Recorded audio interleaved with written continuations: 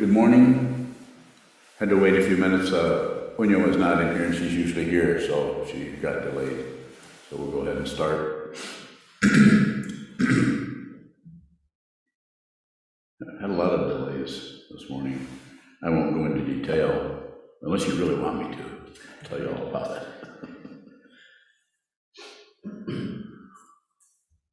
So the title of today's Dharma talk, the 26th of December, 2021, too many days left, is the first noble truth, the truth of suffering. And I think I asked you last night, what should I talk about? And because Sokuzan is so miserable, he wanted me to talk about suffering. So I'm happy to oblige. Talk about suffering. So, of course, the first of the Four Noble Truths, truth of suffering, the truth of the cause, the truth of the goal, and the truth of the path. Dukkha, suffering. Samudaya, cause or desire. Nirodha, or cessation. And the last one is marga, or path. Very simple. And if you go into any one of those, they get more complicated the further you go. All kinds of concepts about it. Here she is. You okay? Yeah. Good. So suffering, and the way this is traditionally broken down into the pain to pain, we all know about that. Toothache, stomach ache, open heart surgery, and all kinds of terrible, painful things that can happen to our nerve endings, both the physical ones and all of the other nerve endings. Suffering just in seeing something, suffering just in hearing something, suffering just in thinking about, just thought alone, just thinking about something seems to create difficulty. And it's so complicated, so very complicated. And so this is why I teach out of my experience of learning to practice in a couple different directions, is I teach, keep it very simple. Shikantaza is very simple. It's so complicated. Who said that? You say that. It's so complicated that if we try to go into the complications, then we get drawn into, because of our desire, because of the second noble truth, our desire to stop that suffering, stop that difficulty, stop that pain, or our desire to the pain of loss, that we don't have something or something is missing, to the desire to get that back, to return to our satisfaction of having what we wanted. It becomes quite a complicated situation to go into it that way. And it will tie up your whole life in just trying to be happy, just trying not to suffer, avoidance, and grasping at what is happy, good, pleasing, satisfying through the sense fields, any of them, and avoiding those other areas that are difficult, painful, frustrating, disappointing, and on and on. And the Buddha says, why is there suffering? Because we want something else. But my way of saying is, whatever shows up, we don't want that. Or anything that shows up, we don't want that. And rather than staying and seeing what that fundamentally is, we immediately react to what we think it is. And then we take alternate routes down the mountain and away from the problem. Take alternate routes, and it's going to be different for everyone. This is why there's no particular way that you need to deal with this that I can think of, no protocol or practice or something. There's a few of them, but the one that seems to be the most powerful, in my experience over the last number of years, is to just see what it is. Simply just see.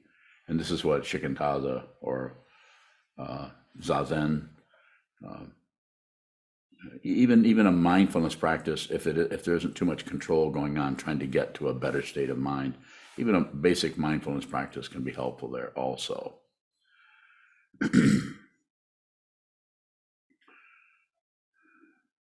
So pain of pain, the pain of alternation, things are going pretty well, we're doing pretty well. And then, but we're not able to really enjoy being on a cruise or being at some kind of really strong enjoyment because it's not going to last, because of impermanence, because we're already starting to suffer in the midst of the enjoyment. We're starting to suffer because it's going away. It won't be here. How can I keep that continuous pleasure? Of course, it's probably obvious to you that if you take the most pleasurable thing you can think of, which is obviously listening to the Rolling Stones. Is that true? No. If you take the most obvious, wonderful thing that you love, you can get too much of that. It doesn't work to have too much ice cream. It doesn't have to work to have too much stolichnaya.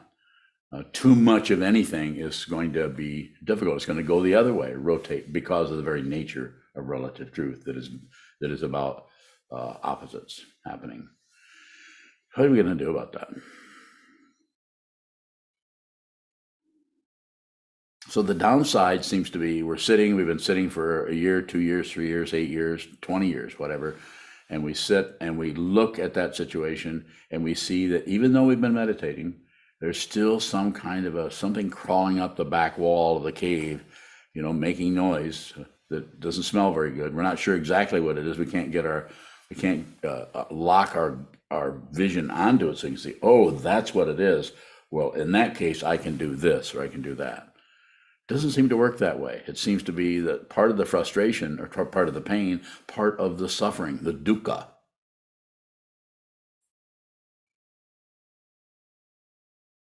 is feeling that we're helpless in the face of those situations, helpless in the face of depression, helpless in the face of anxiety that doesn't seem to have a cause anywhere, that's just arising in the mind stream every 3 days, and maybe hangs around for 4 or 5 days and then fades away, and then we just hope it doesn't come back because we know how horrible that was.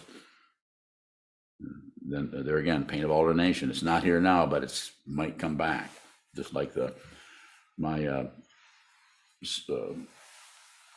doctor recently told me about a synovial cyst that I have in my L4 vertebrae. It's coming back. You can't get rid of that. So I don't know when, but I've had about 3 really strong attacks, you could say, of that, and it's terrible. But it's physical pain, and physical pain, if you just sit with it, it doesn't last. But it tends to persist if you wrestle around with it and try to stop it, try to. Not saying that there might not be a medication or something that works in that particular area of those nerve endings, that you could put something in there that would slow that down, stop it. But then there's also other, what do they call those, side effects? What are the side effects to meditation? I'm sure you have a few. We all do.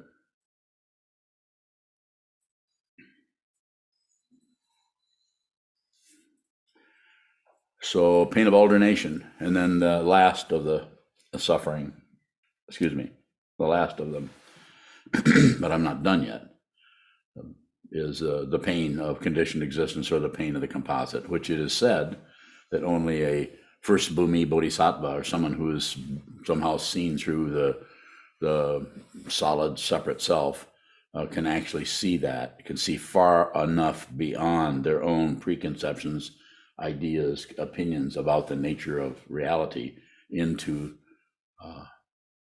dependent origination, to see it fundamentally, that people are in pain everywhere. And it's no longer just their pain. That's the old days. That's before you started practicing, when you could isolate yourself into, well, they're in pain, but I'm not. Well, they're having difficulty, but at least we're okay. That no longer applies. The pain is all pervasive, and it keeps showing up. It doesn't seem to matter whether it's your pain or the pain of your next door neighbor. It's still pain, and depending on your mind training, you may be sensitive to that, you may not. You may think you're sensitive to it. You may think you're compassionate. If you think you're compassionate, come and talk to me. I'd like to hear about that. Am I being sarcastic? Yes, I am. I'm not saying that you can't go out and help others, help people who are having issues or problems, but also you can do that as fuel for the self-centeredness, for the ego, to look like a person who's helpful, which might create more suffering. Not condemning anyone to anything, but it's possible.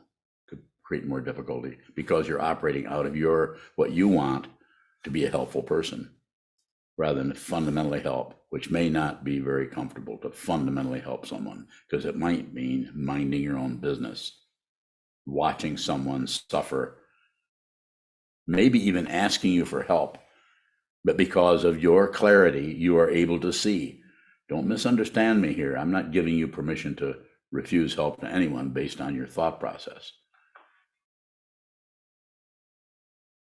You might be able to follow what I'm saying, you may not. But if you have not looked at your own suffering and your own warfare of, I don't like this, I'm going to fight with it, or I like that, I'm going to go after it and grasp.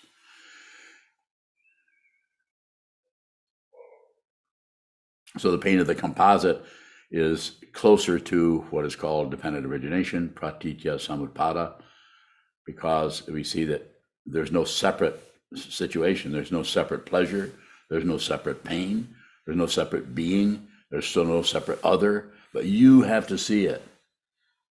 It's amazing that if you see this, you can still fix lunch, you can still have a job. You might be more ordinary than anyone because you're no longer concerned about your particular appearance to others.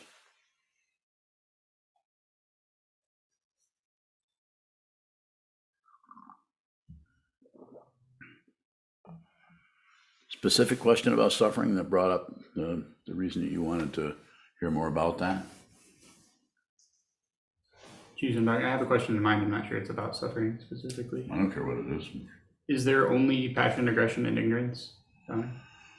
Those are ways of describing it, describing the difficulty. Those are the three poisons. Those are the three ways we grasp, reject, shut down based on somebody who doesn't like that and wants this. Or neither of these work. The getting rid of it doesn't work and the grasping doesn't work. So we just shut down and ignore it. Those are three ways of defining it, describing it. Well, it's just energy that moves this way, or shuts down, with some kind of polarity happening, that it's getting its polarity from the imputation, it's getting its polarity from actually mixing with the polarity that's already the case that shows up as dependent origination. Go ahead. It seems like when I see passion, aggression, ignorance, I try to go to what they're pointing to. For instance, the way that I'm reacting to somebody, seeing the circularity and how just that shows up in my mind stream. Yes. So then I try to get at like the relationship to that person specifically.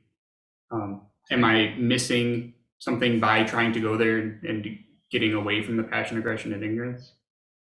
Possibly. It may be better. When I say better, an interesting word, as we know.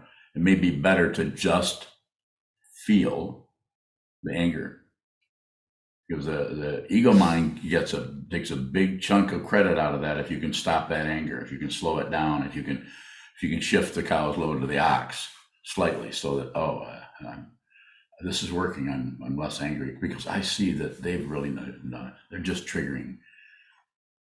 Very suspicious. When I say suspicious, it's a labyrinth of it's a whole network of self-deception, deceiving. More? What is no relationship? Just observe. This doesn't mean you don't interact with someone, help someone with their coat, or here I can help you with that. You need more money for that project, I can help. Doesn't mean you don't do all kinds of things like that. You do, but there's nothing beyond that. There's no credit. You're not passing go and collecting $200.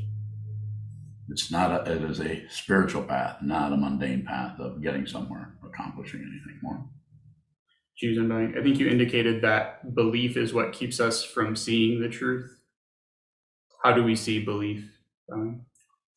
Notice the way that anytime anything occurs, anything, on your countertop, on the radio, on CNN, with your teacher, with the Sangha. The teacher in the Sangha it's going to be more direct, because those situations are more directly working with the fundamental nature of confusion, rather than the elaborations that are piled upon layer called the politics of experience. So when something shows up, the training part is seeing the way you can't leave it alone. No matter what shows up, you want a certain thing. And if you are able to hold off and not want that, not demand that, not just you build up credits as a person who is, you know what I'm talking about, you're already smiling. You build up credits that I'm actually disciplined. I know I really want that, but I'm not demanding it. No desktop pounding. Give me that. So we get a credit for it, and the credit, of course, backfires, because eventually we see it's the greediness of the self, of the imputed self that wants something else. More, that's good, let's go. Choose undying is trying to go into that with the idea of no self meddling with the difficulty. Not particularly. You've been studying no self, no other. You've been studying that there's no solid being there. You could go in and look at and see, is there solidity there other than the emotion itself? The dependent origination is an incredible example of a temporary solidity. It shows up as, it's just like a good example that anyone can relate to. Remember how mad you were at something that happened last week? Gone. But at the time, it was like, I'm not putting up with this anymore. This has to stop. And then you might even have found out that actually that wasn't going on. It wasn't about you, it was about somebody else. And you can't even be mad anymore because it's not. But then you start to think, well, I could get mad to help them. It's a labyrinth of me, and my stuff, what I want, what I don't want, what I'm willing to put up with, what I'm not willing to put up with. A constant chatter inside the mind stream about whatever's arising. More? Choose undying. It seems like the focus is just always off the cushion in my mind stream. So I'm always looking for some other way to work with what's showing up. I noticed that. Go ahead. Should I be sitting more? No, of course you should sit more. But let's go back to the area we were talking about, the conceptual area, where you were first asking questions. Well, let's stay in that for a while. Otherwise, I'll just say, well, keep sitting, and see you next week. Something. So, but we could actually we can use the concepts. This is what this is about. People who teachers or teachings which move away and just focus too much on the practice, or move away too much and too much on the concepts, and then it needs to be, as said, needs to be the middle way, not too tight, not too loose, not too conceptual, where we're starting to grip a hold of this is the path, this is the right way, only the Galudpas know what to do. Even Dalai Lama doesn't say that. But I'm just using that as an example. I'm not picking on anybody. So let's go into the conceptual area of it. Choose undying. It just feels like at some point, I wonder if there's anything conceptually that can be helpful, and if I should just go back to sitting and let the suffering show up. See the either or showing up there? Don't do any of them. Don't do any of those things. You're already sitting. If you don't mind letting me know how many, you have a full-time job, and you also sit how many hours a week? Sitting, actual sitting.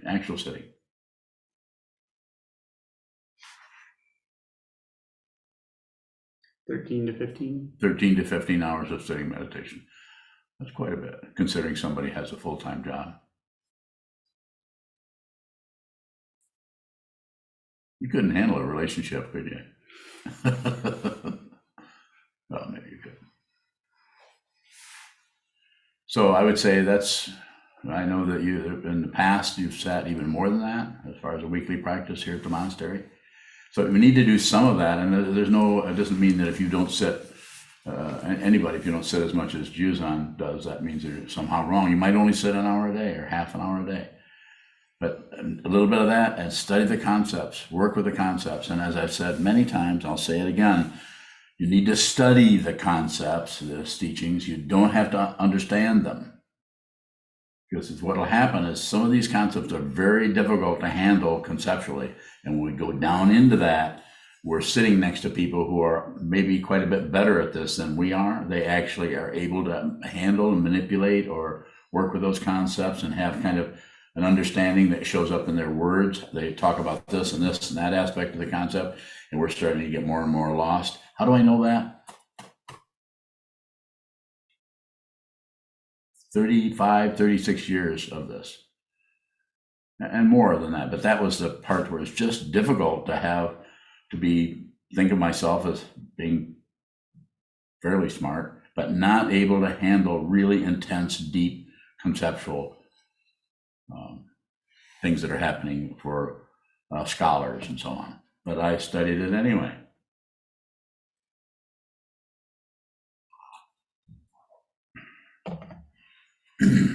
Where was I going with that one? So when I say study, but you don't have to understand. You don't have to learn. And the reason I'm saying that is because our conventional idea of learning goes right back into materialism, because that's how we were trained. In the West especially, we're trained to learn, memorize everything, know what all the concepts are, know what each one of them means. And if you're called on to be able to describe what exactly what that meant or how that translates, and on and on. And you need to pass tests. And if you don't pass the test, it's like saying memory is what you're being tested. Yeah. Not in every case, of course. But important to study so that the way you personally, I can think of specific people, I'm not going to mention anybody, that I know just because I've been doing this a while. I know that they're learning in a way at a level that they can't see conceptually, but I can see it in them. And other people are learning. It's almost like the really conceptual people are learning to back up into, I'll just do it descriptively, back up into their intuition, release the claws into the concepts. They're able to be more intuitive. And then the other people who are evaluating themselves and judging themselves because they can't quite get what other people seem to be getting, that they just feel at a loss. Well, the at a loss part is intuition. Even Sengson, a Korean monk of the last century, even the title of one of his books is "Only Don't Know Mind." Just don't know. He was showing the value of the spaciousness of a mind that has been meditating for months, years, maybe even decades, where there's only don't know. But don't ignore anything. Don't grasp anything. Don't reject anything. Only don't know. This is aligning oneself with the vastness of consciousness, with Nirmanakaya, Sambhogakaya, Dharmakaya, if you want to use the fancy concepts. Just ultimate truth.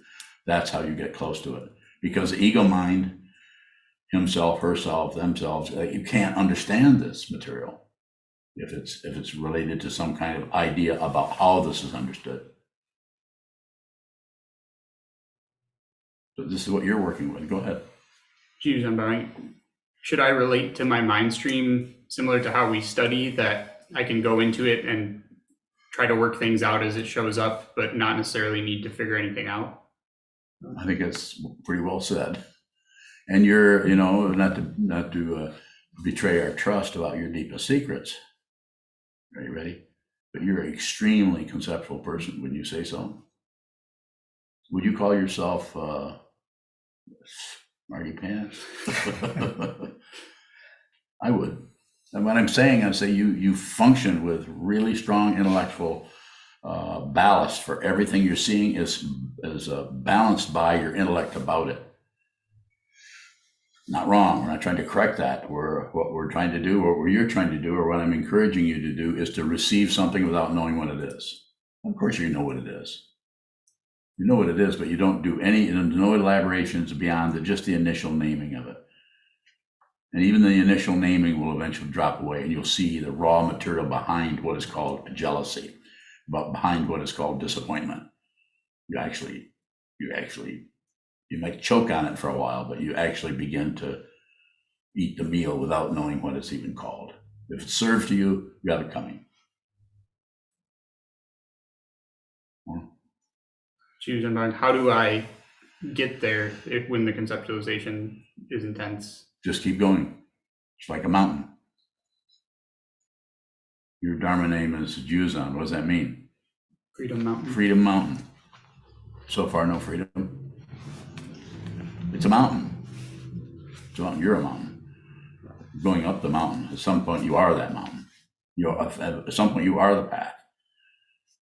You don't need to prove it to anybody. You don't need a merit badge.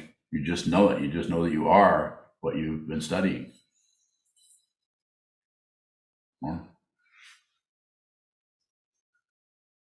It just feels really irritating to relate to the conceptualization. Is that extra? No, I think the irritation is totally appropriate. Yeah, it's irritating to think. So the idea is to, the way I like to say is we change our allegiance over from our thought process, which tends to protect us from everything by projecting onto things and evaluating, judging, and so on. And we start to actually live we lead our life. We walk into a room with our awareness leading first. We receive anything that's there without necessarily jumping to a conclusion about it. Have a willingness to be vulnerable, a willingness to walk in and relatively don't know why we're here, what we're doing, who these people are, and receive. Profound form of generosity. Environmental.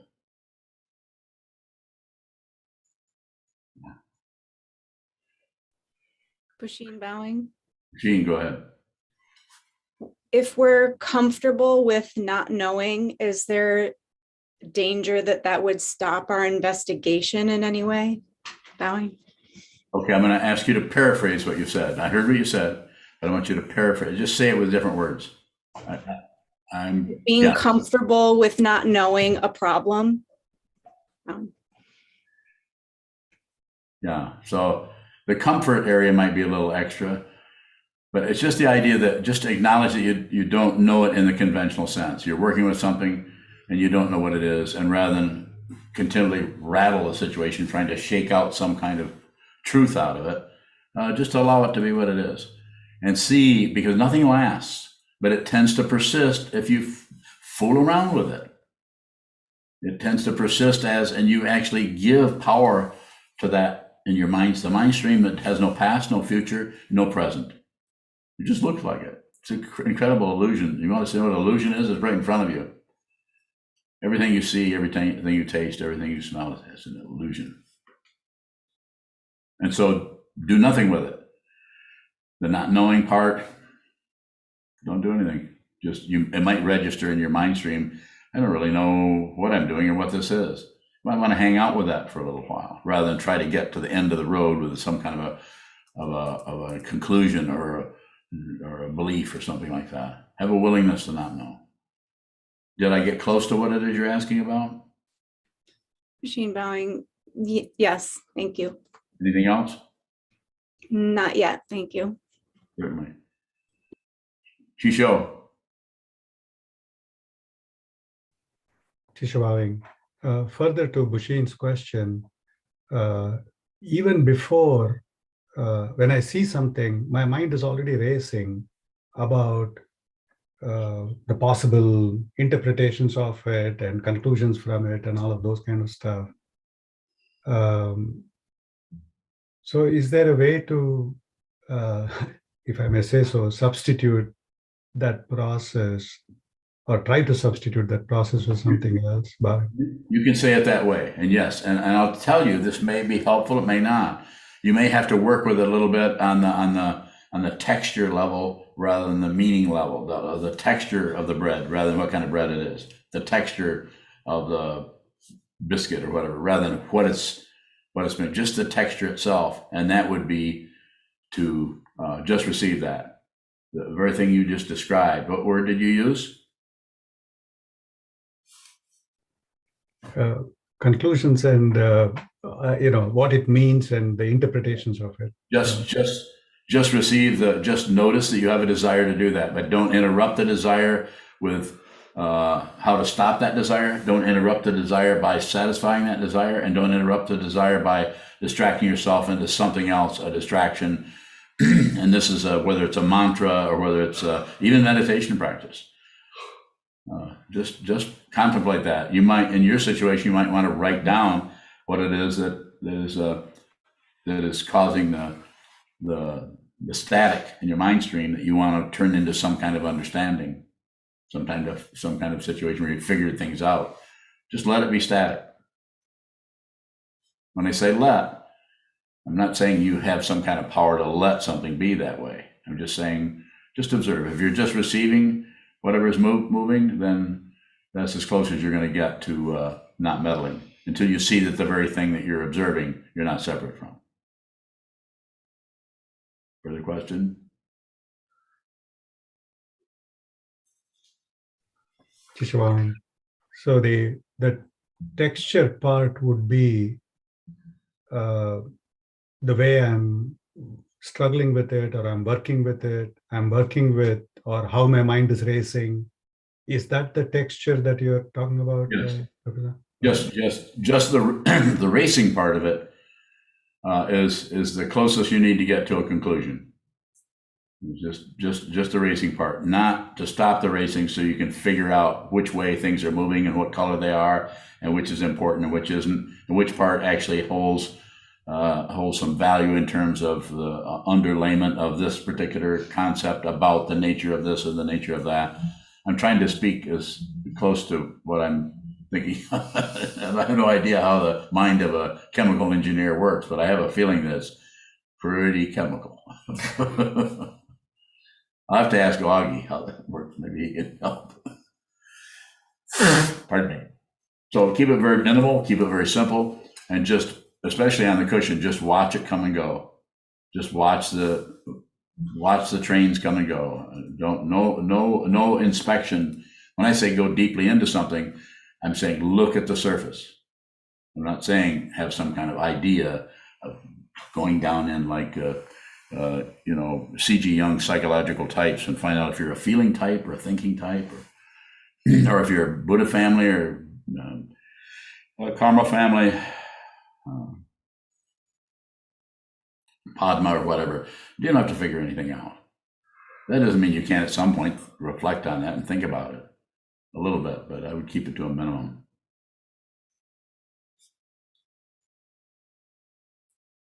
Ondo. Ondo bowing. Who or what is suffering? Suffering is suffering. Just there's no identity there. Ondo bowing. What is suffering then? Just wanting things to be different than they are. A desired grasping quality that shows up as dependent origination and shows up, manifests as human beings. You're not just a human being. Who you fundamentally are goes way beyond human being, to say it in a relative way. The idea that there's somebody there, that person, that Ondo, or that Sokuzan, is this is happening, that's happening, and there's suffering. It's not about getting rid of that.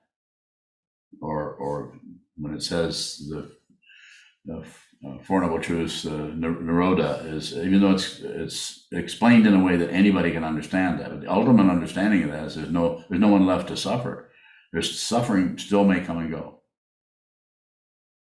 As long as there's nerve endings, something's going to say ouch, or something's going to be very satisfied by the banana split. That polarity more. Ondo bowing. Is suffering then some sort of energy? Yeah.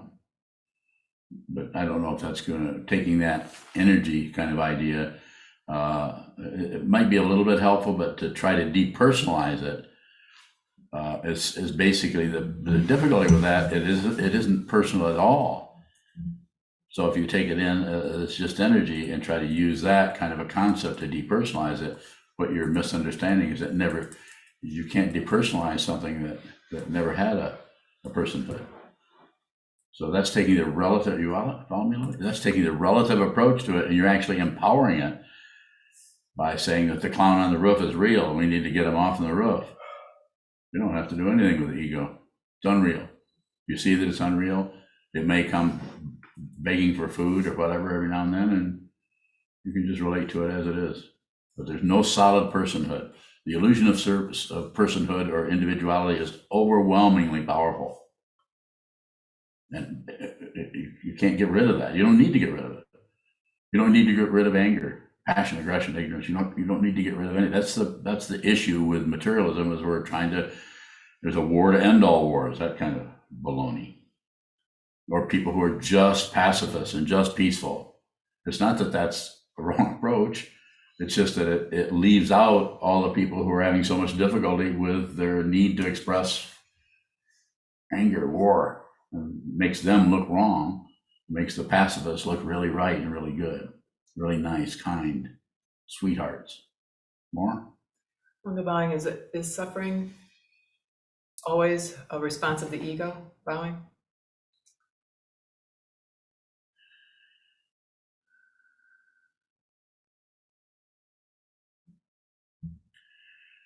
The way I understand your question, I would say yes. You may be asking it in a way that I don't follow, but the way it sounds, I would say yes. Wonder, Bowing, is there suffering beyond the ego's passion, aggression, and prejudice? Well, there's certain things that don't feel very good.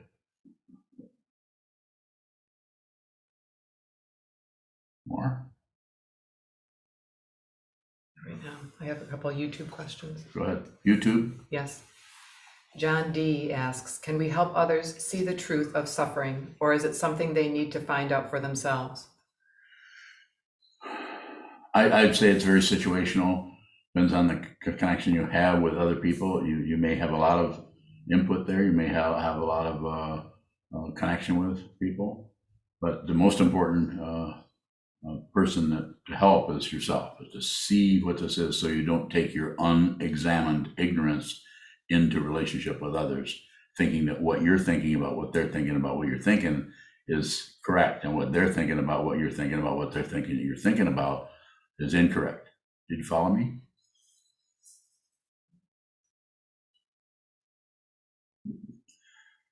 Only one person is smiling. He must have followed me. And who was it? Chisho. Chisho just wants to borrow money. That's why he's smiling. Keshav bowing. No, I just gave up, and hence I was smiling. Bowing. Oh, well, that's right. Go ahead. Isaac has a question. Isaac. If I struggle with using and combining concepts to form questions, how do I form questions? That's fine. Just don't struggle with it. Just do it. Just do it. Just be. Everyone's question comes from a different way of working with their mind, working with their preconceptions, working with their ideas. Just ask the question, and then we'll work on it together. So I endeavor, if I can, to meet people where they're at, where they are, and that will show up by the nature of the question. So, and I've known you for a little more than a year, I guess, Isaac. I think your questions are great. So I don't have any, not particularly a compliment, but I don't think that you need to concern yourself of the way you just described that you're coming up with the questions. Yeah, keep doing that. It'll work. Kelly. Kelly Bowing. Do children experience suffering? Yes. What is that suffering also ego, or what is the suffering that children experience? So it's dependently arisen. So we've been human beings for millions of years. You know, everything is suffering. Squirrels are suffering, birds, alligators, everything is suffering, has nerve endings, and is having difficulty with this or that. getting this, not getting that, not getting enough to eat, not being eaten by another animal that needs to live. So the relative truth is pretty obvious there, and I'm sure you already know about that. But with children, it just depends on when someone's very young, when somebody's 2 or 3 years old, a lot of the karma coming from past life situation. And I like to say, I often lead with this kind of a statement. I don't really believe in past lives. I'm not saying there are actual past lives that happened, but something is happening before we got here. And that is, that can't be just pushed away as if that doesn't mean anything. So everything is so very complicated. One child might come in their first 3 or 4 years are very calm and peaceful, and then all of a sudden they go through terrible difficulty. And other ones, as soon as they're born, they're starting to throw fits right away. And some of that dies out.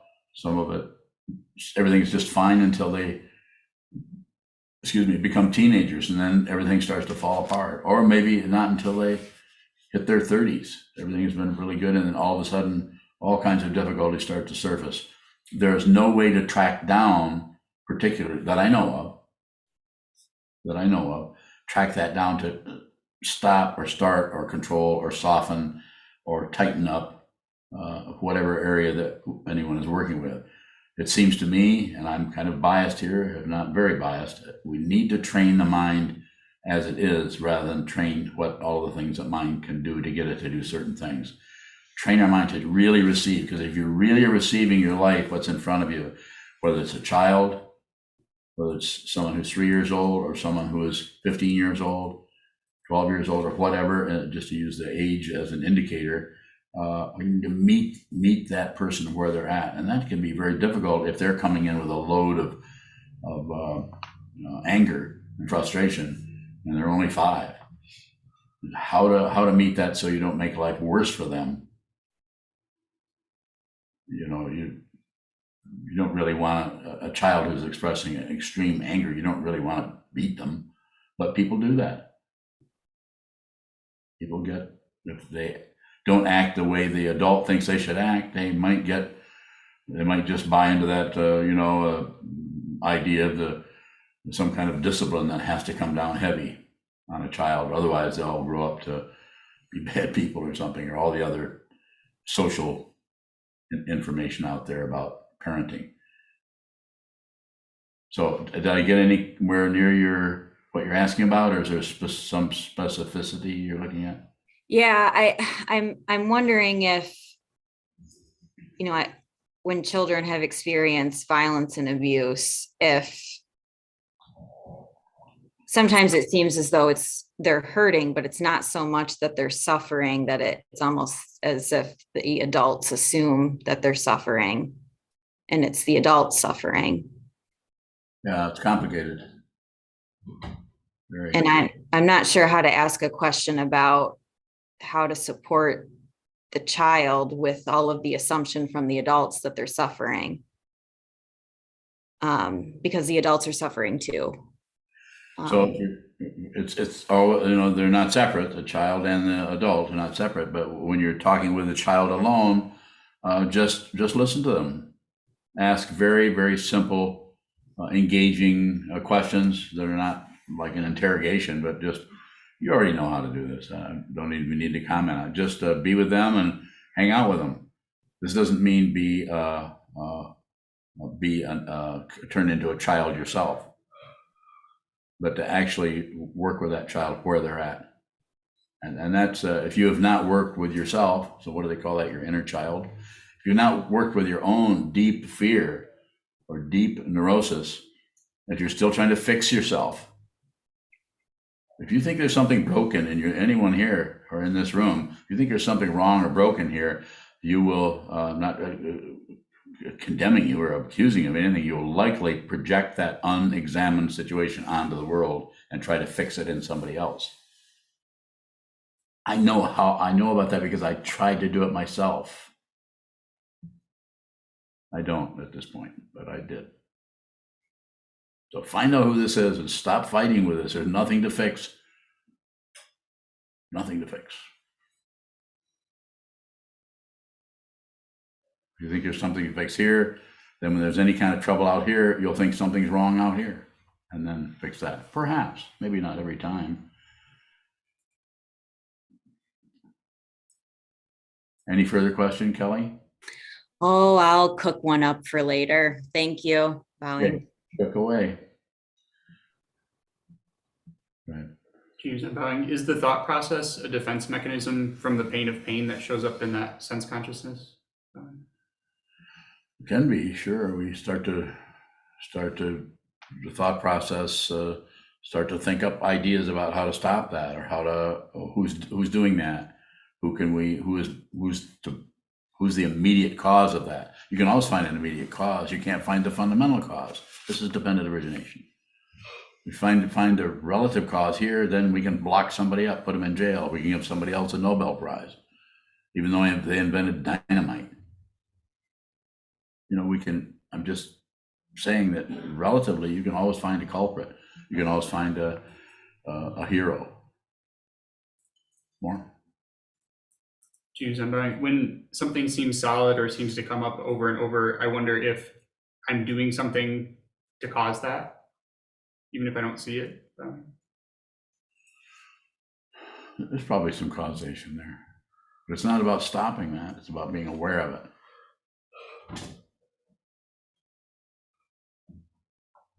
Choose and bowing. In that context, what am I being aware of? Well, how does it look to you? Choose and bowing. It seems like either that something seems to come up over and over again, or looking for what is causing that. You just keep going. Don't meddle with any of it. Just your description of it tells me you're looking at it. And the only thing I would say on top of that is keep sitting. Return to the Buddha, the Dharma, the Sangha as a monk. Return to the cushion, and return to everything else. Return to your everyday life. Return to your job. Return to everything. Everyone. Go ahead. Good. Buddha bowing. Udi has a question. Where does Udi live? Connecticut, is it? I think. Connecticut. His first question is, can we see the truth as it is without believing in no self? So I'm not suggesting you believe in no self. I would say don't believe anything, don't disbelieve anything, and don't ignore anything. If you believe anything, it means you think something is true, but you don't really see that it's true. You just believe it's true, but there's still a lot of cover-ups there. So the question is, without realizing there's no solid self in the skandhas, read the question again. Maybe I can parse it out a little bit. Can we see the truth as it is without believing in no self? So I would say you can't see the truth as it is as long as you believe that there is someone who's witnessing that. As long as there's an identity that's seeing it, then you might see it structurally somewhat, but it's still intellect operating there. You have to see that there's no solid being. I'm moving my hand, I'm holding a stick, and my vocal cords are operating, but there's no solid identity happening here. Is that a credential? If it's a credential, come and point it out to me.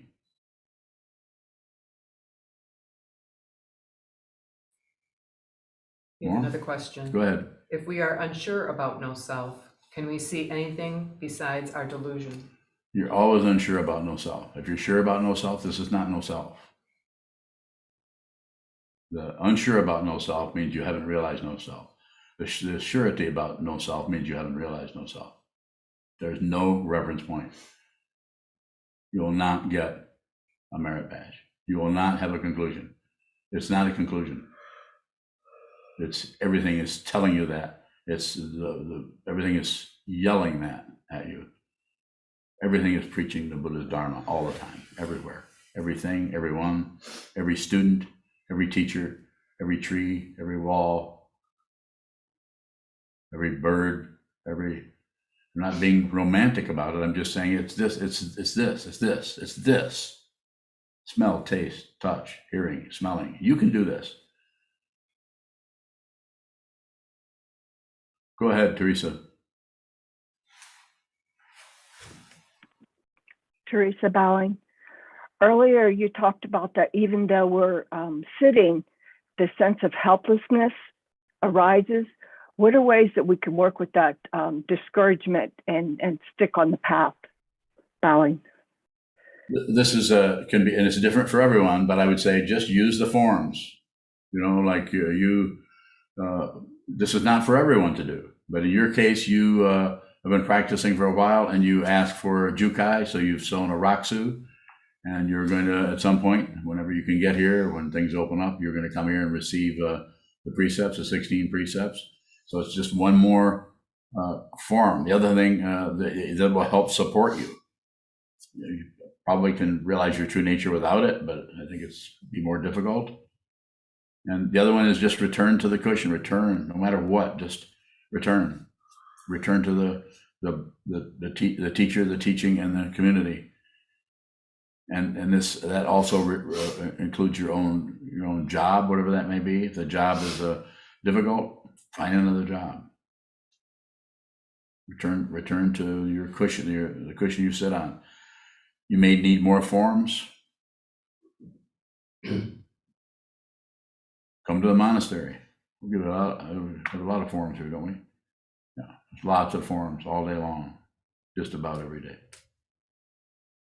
And you can do some of those on your own.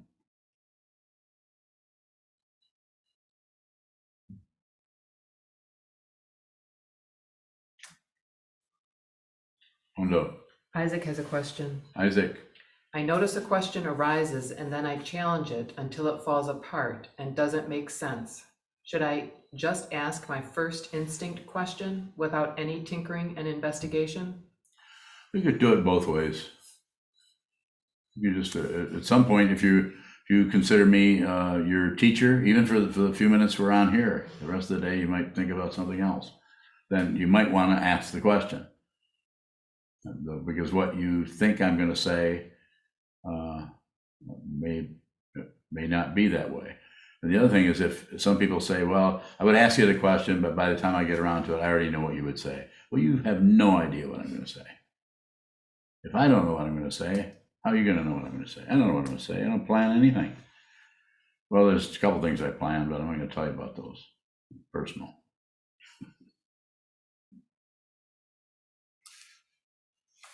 So you could say, I think in your situation, I would say, you could try it out. Ask me what the question is, and rather than try to make it complicated about how to ask the question, just to be able to ask a question is quite a bit. A lot of people can't even do that.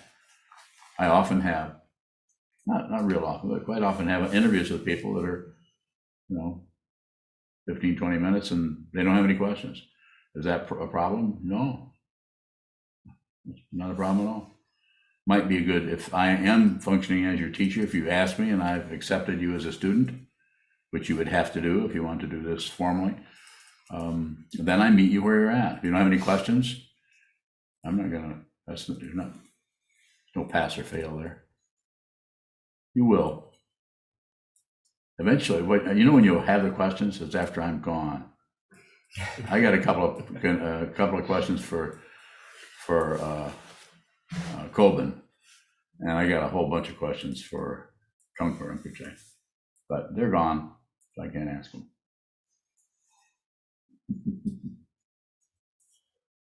Sir. Ian Bowing. June. I have a question about the Rolling Stones. What about them? The song that came up is "I Don't Get No Satisfaction." Mm-hmm. Is there an ultimate satisfaction? It wouldn't be satisfaction. It would be more classified as just you don't need anything. So you're not satisfied. That would be a state of mind that you're satiated or something. And so the whole idea of thirst for other or wanting something else. The interesting thing about it is you're able to really like something and enjoy something, but there's no demand. If it turns and goes the other way, there's no, I need more of that. That needs to come back. Ian Bowing. And then the next part of it is I try and try and try and try. Do we need to stop trying? What are you trying to do? Fix stuff, get satisfaction. What are you trying to fix?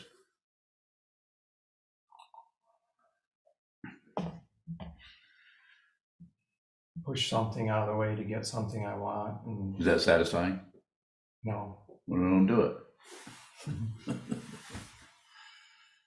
Yeah. So the idea here is to observe how we demand, is to observe the demand rather than try to shut it off so the identity gets some kind of credential for being someone who is no longer addicted to anything or no longer needs anything, some kind of identity that's fancy. It's not fancy, it's ordinary. And it doesn't fuel a self. It doesn't even fuel a self of a bodhisattva. The bodhisattva doesn't have any identity. Maybe a first Bhumi bodhisattva does.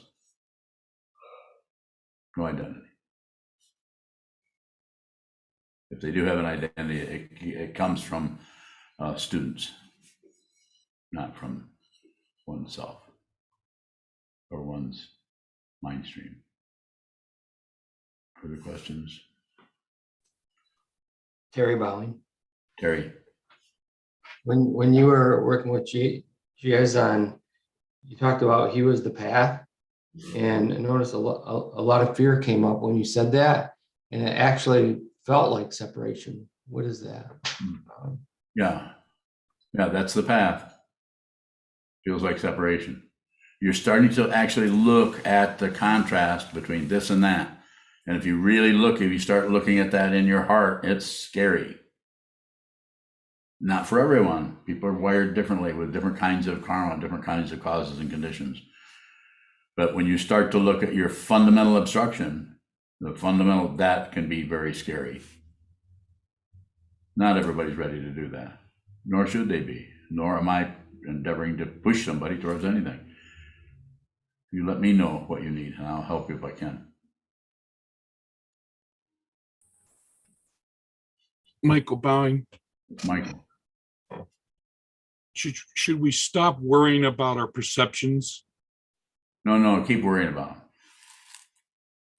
them. Should we strengthen our senses? Nah, I don't know. You mean like try to have a stronger sense of smell? Yes, a stronger sense of hearing, a stronger sense of seeing. I don't know. It doesn't look like that to me. What I would just say is just anything that's showing up, just receive. Whether it's a foul odor or a fragrance, whether it's something that tastes really good, something that doesn't taste so good, whether it's a really nice, wonderful, fluffy kind of thought pattern about something, or something that is ragged and rough and just feels abrasive to even think about such a thing. Just receive as much as you can. Don't agree, don't disagree, don't look away. Keep all the politics to a minimum. Vote for nothing. Is that denying perceptions or No. just not believing? I don't do ors. No, it's not any of that. It's not, you're not believing, you're not disbelieving. It's just perception. If I say, hey, you hear that? You just hear that. Very simple. There's no one even saying that. I mean, we add that on. Who said it? What do they look like? Why were they saying that? We mix it all up so we have all kinds of thought balloons around everything. Someone who is looking at the truth, not too many thought balloons. Some, not many. So are you talking about the things that we add to our perceptions? A little bit. We see something and we, instead of just receiving what we're seeing, we project onto it what it is, why it should be there, why it shouldn't be there, why it shouldn't be that color, why, if I had it my way, I'd move this or move that. And those are mixed in even deeper levels that have to do with grasping or fixation or ideas or unexamined aspects of our mind stream. So is the addition of things to our perceptions suffering? Yes. Michael Bowing. Further questions, sir? Can I shut down on my thought process by endeavoring to go into the texture of it? I don't think it would be so much a shutting down the way you're asking the question. I would say that it minimizes it. It's just like something else is starting to, if you look at a metaphor of a vehicle or a car, and you have all six sense fields are in the car. And usually the thought process is driving everywhere. There might be commentary from other sense fields just to kind of overwork that whole image. But when the awareness, just the awareness, begins to receive what is showing up, then any one of the sense fields will operate in terms of whatever that texture is like, not just clamping down on a texture. So if there's just a sense of openness, then all kinds of things, aspects as far as the experience you're particularly looking at, or you could say examining, but all of that shows up. Then it won't show up as relative knowledge. If you continue to use relative words, it would show up more as insight or wisdom or prajna.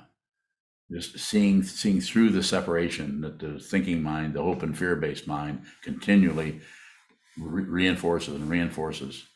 The propaganda of the ego is continually reinforcing. Don't do that. That might not work. Don't say that. Don't think that. You shouldn't be thinking that. You shouldn't be doing that. More. You said something to Chisho that gave me that idea of going into the texture of the thought, and it seems like I've been trying to do that a lot since, and it feels helpful, but it almost feels neurotic or like meddling. No, it's not. No, that's you that is neurotic. You're starting to look at it. So, what do they say? What is that saying? What is that old saying? Lots of luck. So, and it's not you, there isn't anyone, but the neurosis that you're it starts to feel like, you're actually telling me that you're aware of neurosis arising in your mind stream, rather than you're actually telling me that. And the feedback I'm giving you is that's what you need to look at. But what the intention behind what you said is, I'm feeling neurotic. Shouldn't I do something and not be neurotic? Is that what I'm hearing? Yeah. No, be neurotic. As I've said many times to people, you might have to be the shit you're trying to get rid of for at least a while. You might have to be that stuff so you can see that it is there, but it's unreal. It's dependently arisen. Continually trying to get rid of something is just a continual story of success and failure. It's just one act of Macbeth after another.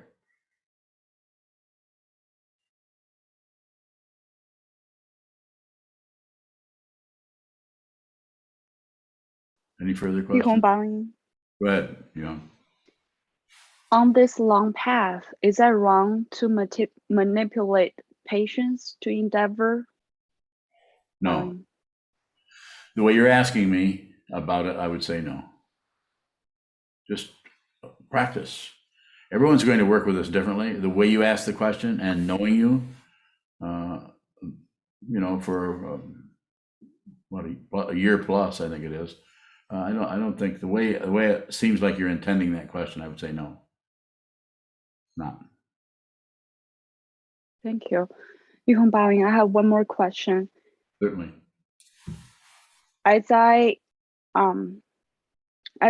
my body is getting stronger, I find it very easily to sit still. Yes. At the same time, I feel like I'm trying to reinforce the solid body. How to look at that? Fine. No problem. No problem at all. Just keep going. Just be aware that that's an opinion or an idea that comes up around that. Not a problem. Just mindfulness of body. Just be aware of the body. Sometimes the mind is the content or the object of meditation. Sometimes the body. Sometimes one of the other sense fields. Just observe. Just observe. Let the whole dynamic that we call the body-mind complex make its own choices, rather than you go in and try to do this or try to visualize that or this or this or this. Not that you can't do some of that. Sometimes that's appropriate. But in shikantaza, it's just receive. Yuhong Baoying, in the fitness world,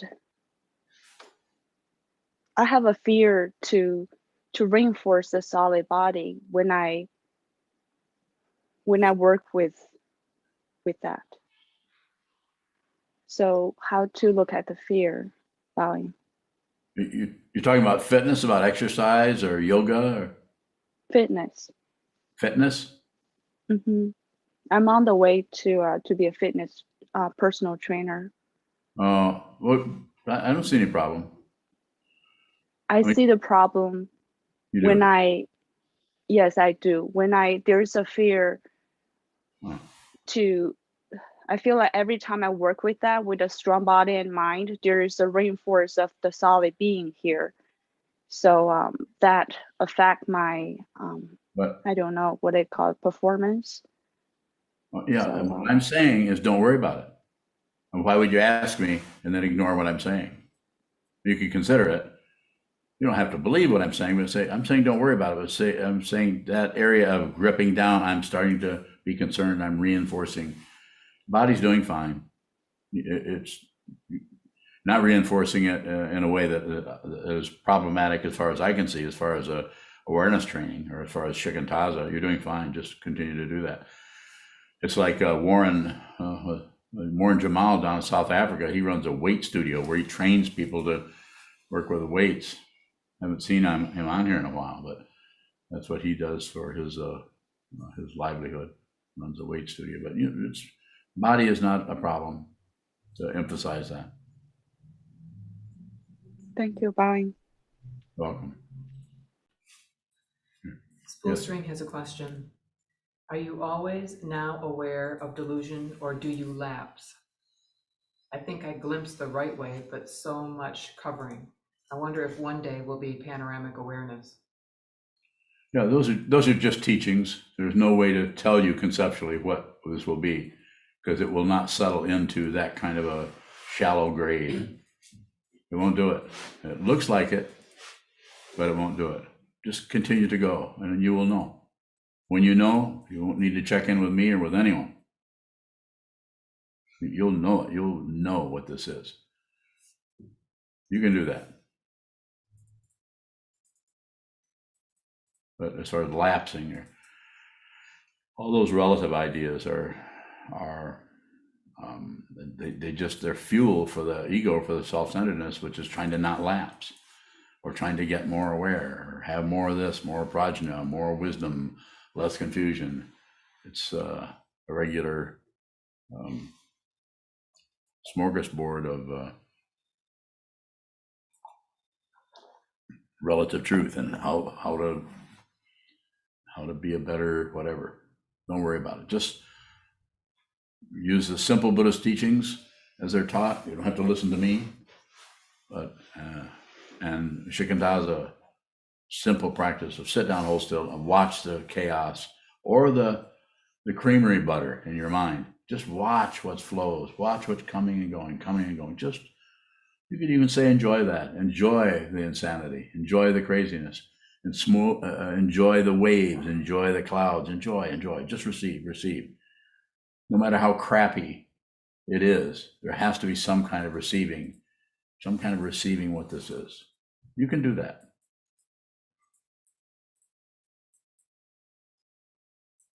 You have to awaken. I can't awaken you. Dalai Lama can't awaken you. Someone else can't come and just give you some kind of adhisthana that will solve it for you. Adhisthana is not about awakening you. It's about hitting you on the head with something solid.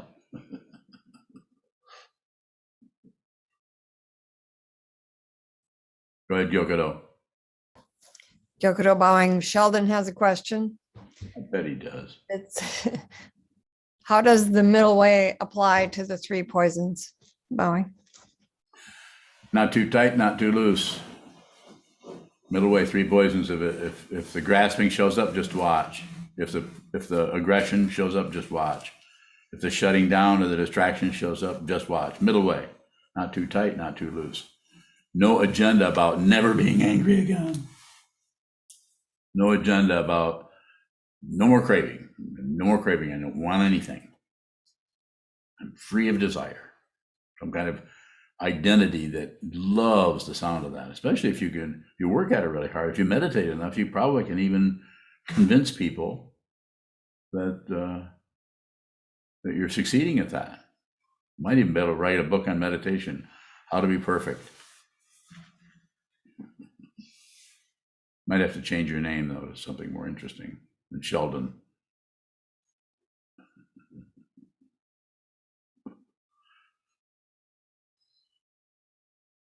Middle way, not too tight, not too loose. We all have our own anger, irritation. We all have our own passion, aggression, ignorance showing up in different ways. Just don't do much with it. Don't ignore it. Don't validate it, and don't object to it necessarily. And if you do any of those, then just observe that part. Just observe your not wanting that, not wanting. Just look at that. Don't try to get rid of that so you're some kind of person who has no demands. Look at the demands. We want something else. We like this. It's okay, but we really want that. Final question, if there is one.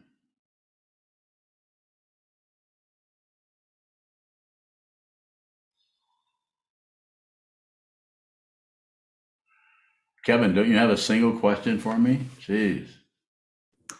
Kevin bowing. I did, but I thought it sounded stupid. All right, I want to hear it. Give me that. So earlier you were talking about people who think that they're being compassionate and then possibly meddling. Yes. I don't think I'm particularly compassionate, but also feel I don't really do much to help anybody. Should I do more bowing? Probably not. Just train your mind. Just spend time on the cushion, train your mind, so on. By the way, I'm almost finished with reading your book, and I'm ready to give you some really bad press. I have it coming to me.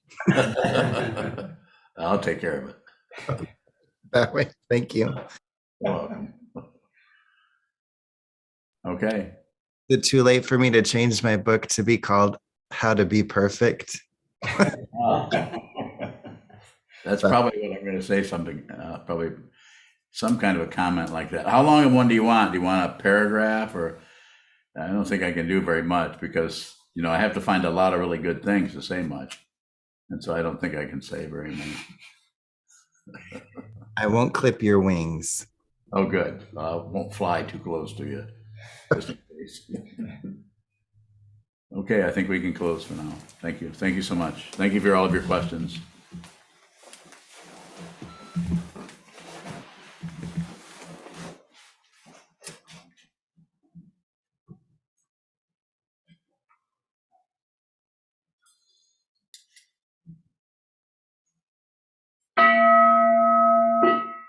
May the merit of this penetrate into all places, so that we and every sentient being together can realize the Buddha's way.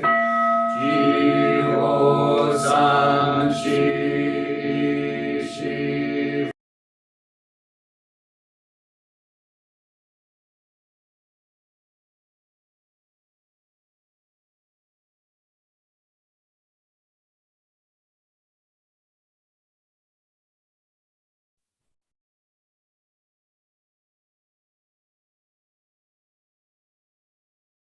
Venerable ones, Bodhisattvas, Mahasattvas, the great Prajna Paramita.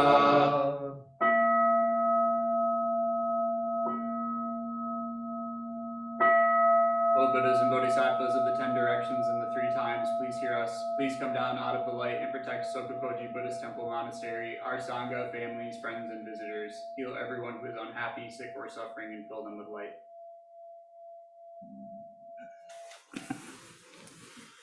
Pull that closer.